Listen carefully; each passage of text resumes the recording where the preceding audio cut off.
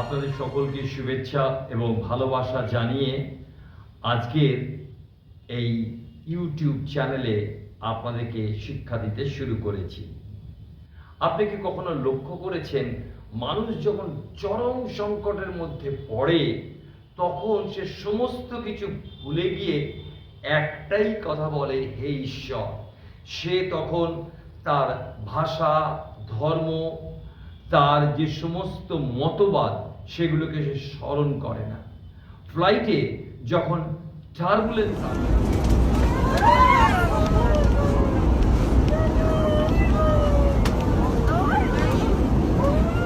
যখন মানুষ ধড়পড় করে ওঠে, তখন এমনকি পরীক্ষার হলে যখন ছেলেমেয়েরা সংকটের মধ্যে পড়ে, প্রশ্নের উত্তর দিতে পারে না, এমনকি যখন আমরা হসপিটালে যাই, সেই অপারেশন থিয়েটারের সামনে বসে থাকি অথবা কোনো রিপোর্টের অপেক্ষা করছি, আমরা তখন কি করি?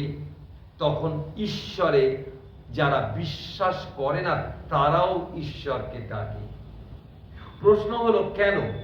কারণ হলো মানুষের ভিতরে একটা গভীর বোধ আছে, আমি সমস্ত কিছু নিয়ন্ত্রণ করতে পারি না।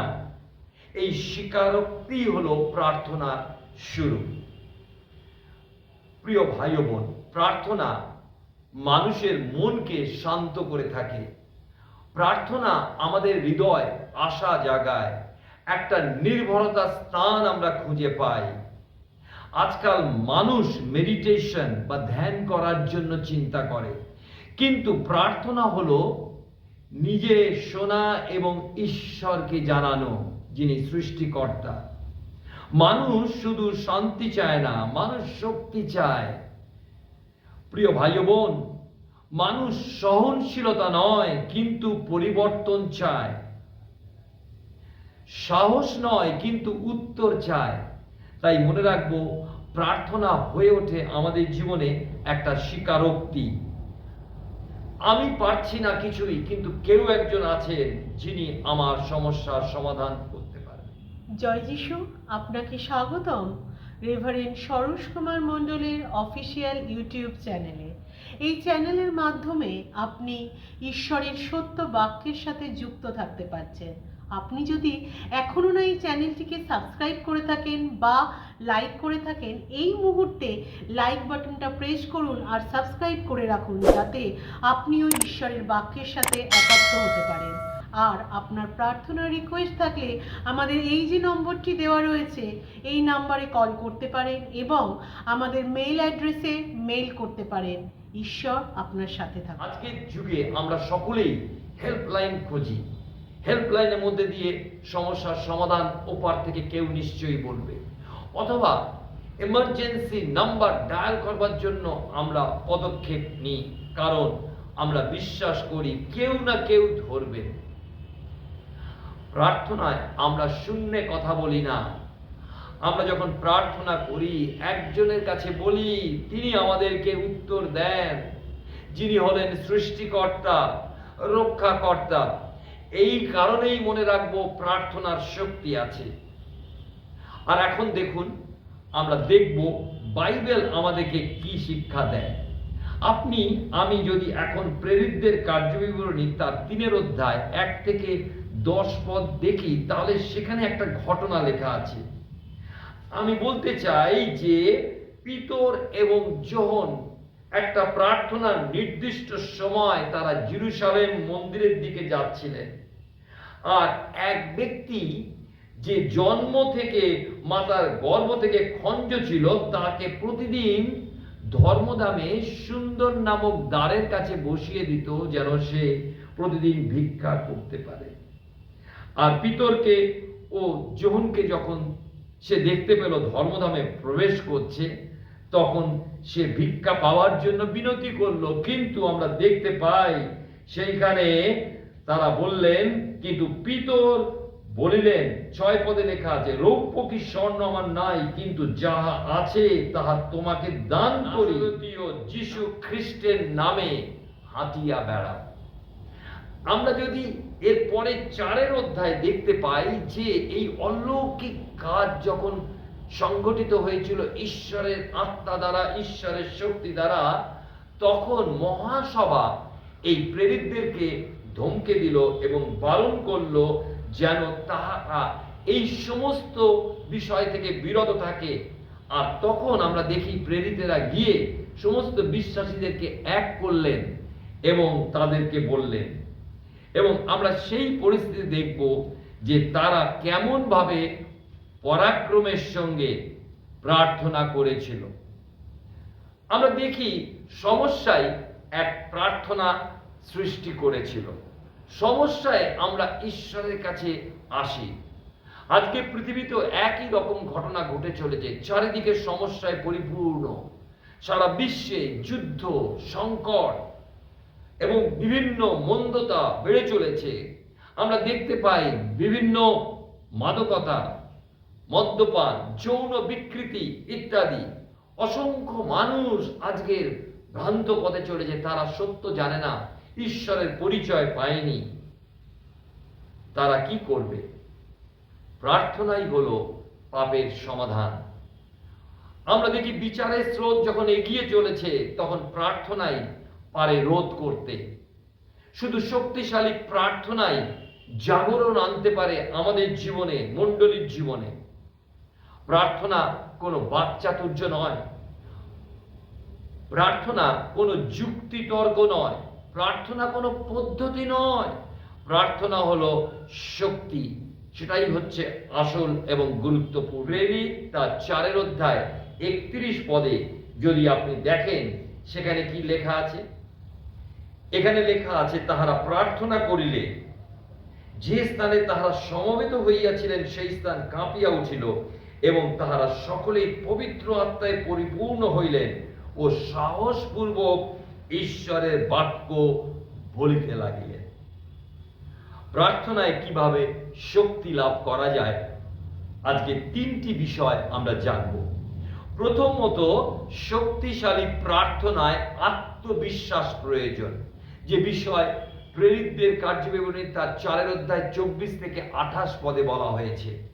আমি সমস্ত অংশটি পাঠ করব না, কিন্তু আমরা দেখতে পাই যে এখানে লেখা আছে যে এই ঘটনার কথা শুনে সকলে এক চিত্তে ঈশ্বরের উদ্দেশ্যে উচ্চস্বরে বলিতে লাগিল, হে স্বামীন, তুমি আকাশ, পৃথিবী, সমুদ্র এবং সকলের মধ্যে যাহা কিছু আছে সমস্তের নির্মাণকর্তা। তুমি তোমার দাস আমাদের পিতা দাউদের মুখ দিয়া পবিত্র আত্মা দ্বারা এই কথা বলিয়াছিলে, যথা জাতিগণ কেন কলহ করিল, লোকবৃন্দ কেন অনর্থক বিষয় ধ্যান করিল, পৃথিবীর রাজগণ দণ্ডায়মান হইল, শাসনকর্তৃগণ একত্র হইল প্রভুর বিরুদ্ধে এবং তাহার অভিষিক্তের বিরুদ্ধে। প্রিয় ভাই বোন, আমরা দেখতে পাই যে প্রথমত শক্তিশালী প্রার্থনায় আত্মবিশ্বাস ছিল তাদের। কিভাবে আমরা দেখতে পাই? প্রথম বিষয়, তারা ঈশ্বরকে সৃষ্টিকর্তা হিসাবে প্রকাশ করেছেন প্রার্থনার মধ্যে। হে প্রভু, তুমি সেই ঈশ্বর যিনি আকাশ, পৃথিবী ও সমুদ্র সৃষ্টি করিয়াছ। মহাসভা শিষ্যদের হুমকি দিল, কিন্তু ঈশ্বরই এই পৃথিবী সৃষ্টি করেছেন এবং সেই মহাসভাকেও সৃষ্টি করেছেন। তারা জানতো। আমরা যেন সমস্যার দিকে না দেখি, কিন্তু সৃষ্টিকর্তার দিকে আমরা তাকাই। মনে রাখবো, প্রার্থনায় আত্মবিশ্বাস আসে তখনই যখন আমরা জানি কে ঈশ্বর, তা জানার মাধ্যমে। শুধু তারা ঈশ্বরকে সৃষ্টিকর্তা হিসাবে দেখেনি, আমরা দেখি তারা দেখেছিল যে ঈশ্বর সকল বিষয়ে নিয়ন্ত্রণ করছেন, নিয়ন্ত্রণ কর্তা হিসাবে দেখেছিল।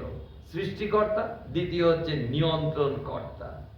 তারা গীত সংগীতা তার 2 অধ্যায় উদ্ধৃত করে বলেছিল, যাহা ঘটিয়াছে তা পূর্বেই তোমার ইচ্ছায় নির্ধারিত ছিল। লক্ষ্য করুন, প্রেরিতদের কার্যবিবরণী তার 4 অধ্যায় 28 পদে তারা সেই কথা উল্লেখ করেছিল।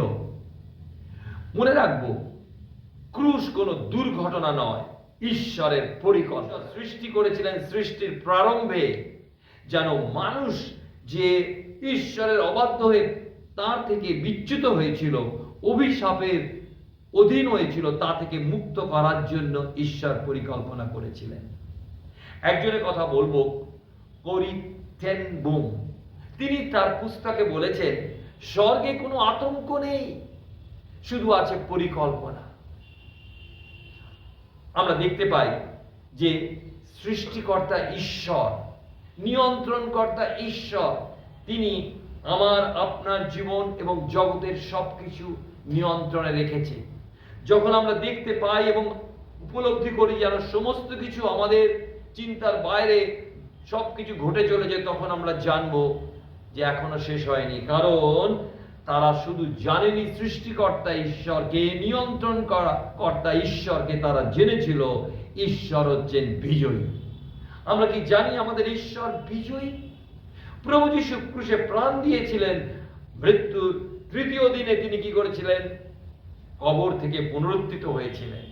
তাই আমরা যেন আমাদের ঈশ্বরকে বিজয়ী রূপে দেখতে পাই, তবেই আমাদের প্রার্থনা আমরা করতে পারবো কনফিডেন্সের সঙ্গে, নিশ্চয়তার সঙ্গে। আমি আমার রাজাকে সিয়নে স্থাপন করিয়াছি, গীত সংহিতা তার 2 অধ্যায় 6 লেখা আছে। ঈশ্বর সিংহাসনে অধিষ্ঠিত, মনে রাখবেন।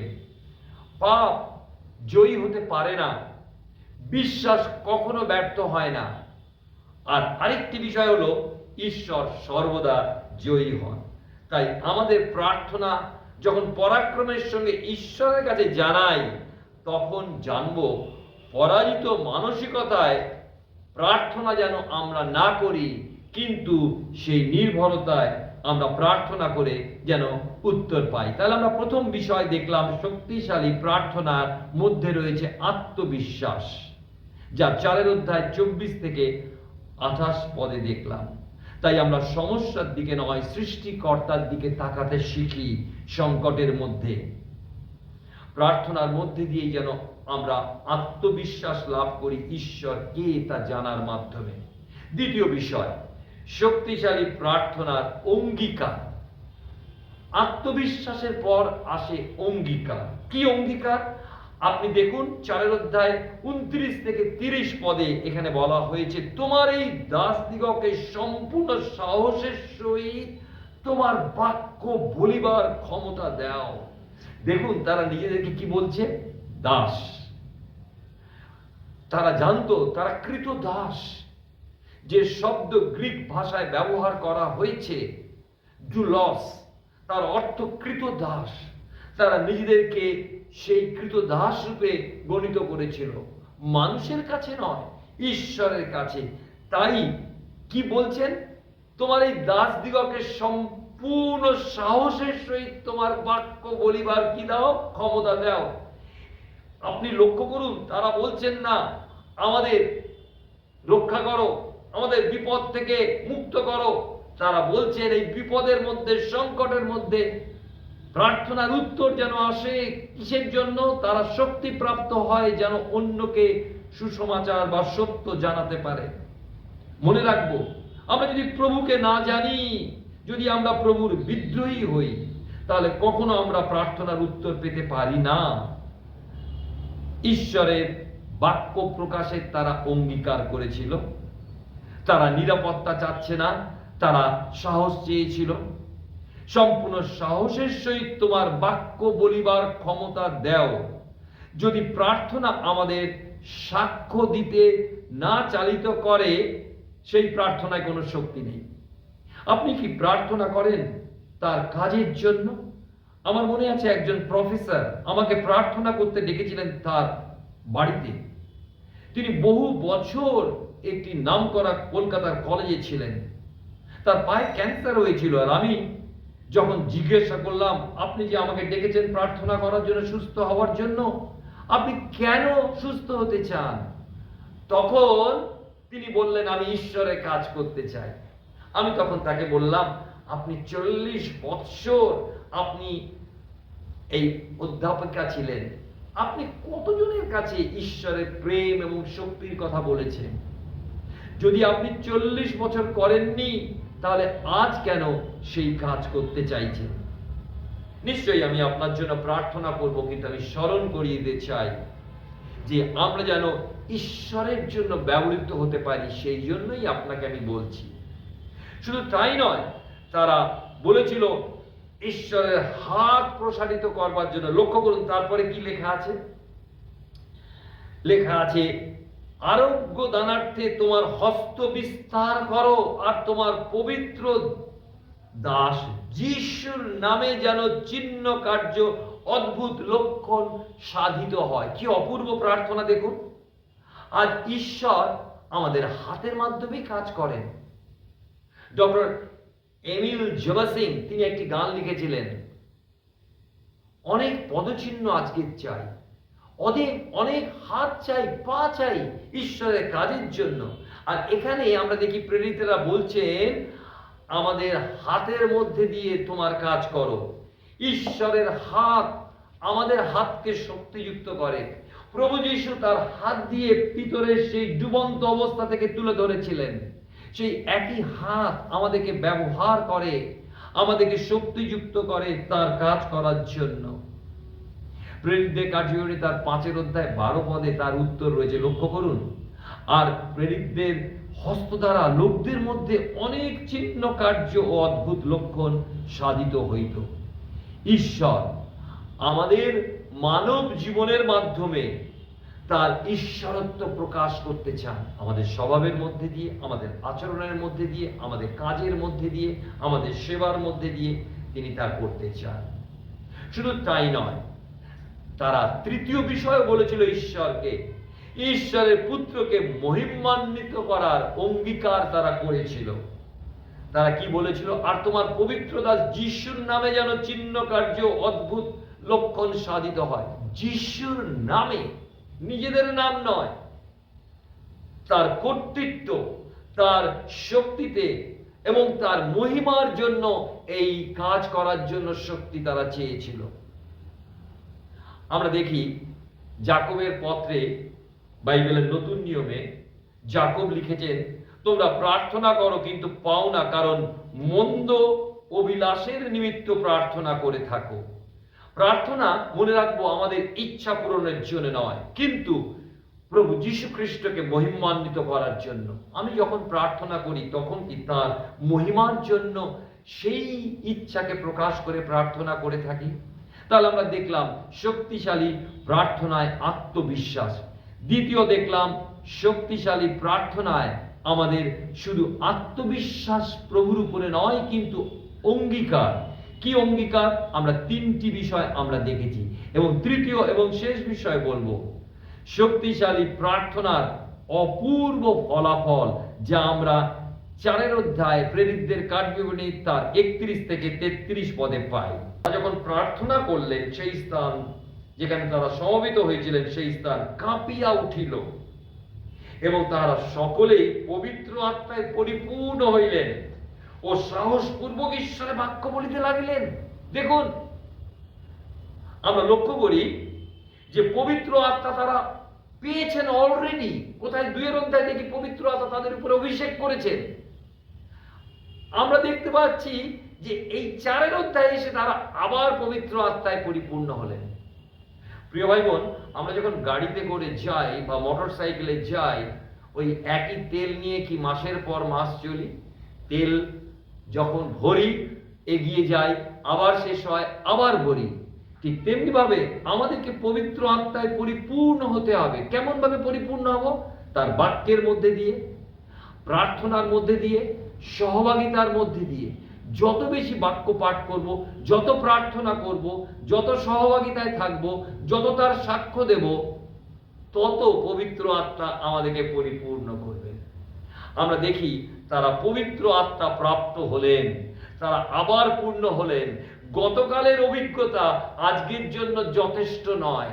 পুরাতন নিয়মে আমরা দেখতে পাই, মান্না সেই দিনের জন্য তারা তুলে রেখে দিতে পারত না, তা পচে যেত সেই দিনের জন্য। আমাদের জীবনে তার বাক্য প্রতিদিনের জন্য প্রয়োজন, প্রতিদিনের মান্না প্রয়োজন। তারা আবার পূর্ণ হলেন, আমরা লক্ষ্য করি। প্রেরিতদের কার্যবিবরণী তার 1 অধ্যায় 8 পদে আমরা দেখতে পাই, কিন্তু পবিত্র আত্মা তোমাদের উপরে আসিলে তোমরা শক্তি প্রাপ্ত হইবে, আর তোমরা জেরুজালেমের সমুদয় জিহুদিয়া ও সামরিয়া দেশে এবং পৃথিবীর প্রান্ত পর্যন্ত আমার সাক্ষী হইবে। পবিত্র আত্মা আমাদের আরাম দেওয়ার জন্য নয়, শক্তি দেওয়ার জন্য, যেন আমরা তার সাক্ষ্য বহন করতে পারি, তার শিক্ষা দিতে পারি, তার সত্যকে প্রকাশ করতে পারি, তাকে সম্পূর্ণভাবে আমাদের জীবনের মধ্যে দিয়ে প্রকাশ করতে পারি। প্রিয় ভাই বোন, পবিত্র আত্মা তারা প্রাপ্ত শুধু হয়নি, তারা সেখানে ঐক্য স্থাপিত হয়েছিল। পবিত্র আত্মা আমাদের মধ্যে, মণ্ডলীর মধ্যে, ভাই বোনদের মধ্যে কি দান করেন? ঐক্য। দেখুন 4 অধ্যায় 32 পদে কি লেখা আছে, আর যে বহু সংখ্যক লোক বিশ্বাস করিয়াছিল তাহারা এক চিত্ত ও এক প্রাণ ছিল, তাহাদের একজনও আপনার সম্পত্তির মধ্যে কিছুই নিজের বলিত না। দেখুন একতা কেমন ভাবে নেমে এসছে, তারা সকলে এক, পরস্পর ভাই বোন। সেই ভ্রাতৃত্ব কি আমাদের মধ্যে আজকের আছে? এখানে বলা আছে গীত সংহিতা 133-1 দেখো ইয়া কেমন উত্তম ও কেমন মনোহর যে ভ্রাতারা একসঙ্গে ঐক্যে বাস করে। ঈশ্বর এই বিষয়ে আমাদেরকে চেতনা দিচ্ছেন। প্রিয় ভাই বোন, যারা একসঙ্গে প্রার্থনা করে তারা আজীবনের বন্ধু হয়। স্বামী স্ত্রী যদি একসঙ্গে প্রার্থনা করে তারা কখনো বিচ্ছেদের মধ্যে যায় না। আমরা ঈশ্বরের ধন্যবাদ করি যে তৃতীয় বিষয় দেখি সুসমাচার বিশ্বাসযোগ্য হয়। 1 নম্বর, তারা পবিত্র আত্মা প্রাপ্ত হয়, ঐক্য স্থাপিত হয়, সুসমাচার বিশ্বাসযোগ্য হয়। লক্ষ্য করুন এখানে লেখা আছে যে তথাপি যে সকল লোক বাক্য শুনিয়াছিল তাহাদের মধ্যে অনেকে বিশ্বাস করিল, তাহাতে পুরুষদের সংখ্যা কম বেশ 5000 হইল। দেখুন ঈশ্বর ফলও দান করেন। আমরা যখন প্রার্থনা করি তখন তার ফল তো নিশ্চয়ই পাবো, তার ফল আমরা দেখতে পাচ্ছি। কি অপূর্ব! ঈশ্বর আমাদের সকলকে আশীর্বাদ করুন। আমি একটি গল্প বলে শেষ করতে চাই। একটা ছোট গ্রামে বন্যা এসেছিল, আর একজন লোক তার বাড়ির ছাদে উঠে প্রার্থনা করছিল এবং প্রভু তুমি আমাকে উদ্ধার করো এই প্রার্থনা করেছিল। আর তারপরে সে দেখলো যে একটা ছোট নৌকা এলো তাকে উদ্ধার করবার জন্য। সে তখন বলছে না না না, আমি প্রার্থনা করছি, প্রভু তুমি আমাকে আশীর্বাদ করো, সাহায্য করে রক্ষা করো। তারপরে একটা বড় নৌকা এলো, তখনও সে বলছে প্রভু আমাকে রক্ষা করো। এবং তারপরে সরকার থেকে একটা বড় হেলিকপ্টার পাঠালো, যেন হেলিকপ্টারে যেন সে রক্ষা পেতে পারে। তখনও সে প্রার্থনা করে যাচ্ছে। তারপরে সে জলে ডুবে মারা গেছিল এবং যখন সে স্বর্গে গেল তখন সে ঈশ্বরকে প্রশ্ন করল, ঈশ্বর আমি তো আপনার কাছে প্রার্থনা করেছিলাম, কিন্তু আপনি আমার প্রার্থনার উত্তর দেননি, তো আমাকে রক্ষা করেননি, আমাকে ডুবে মরতে হয়েছে। ঈশ্বর বললেন, আমি তোমাকে নৌকা পাঠিয়েছি, বড় নৌকা পাঠিয়েছি, হেলিকপ্টার পাঠিয়েছি, কিন্তু তুমি উত্তর দাওনি বা তুমি বিশ্বাস করনি। প্রিয় ভাই বোন, প্রার্থনার শক্তি তখনই আসে যখন ঈশ্বরের উত্তর চিনে নিয়ে আমরা বিশ্বাসে তা গ্রহণ করি, হৃদয় দিয়ে প্রার্থনা করি, বিশ্বাস দিয়ে অপেক্ষা করি এবং আজ্ঞাবহতায় যেন সামনের দিকে এগিয়ে যাই, যেন ঈশ্বর আমাদেরকে আশীর্বাদ করে। ঈশ্বর আপনার জীবনে মঙ্গল করুন।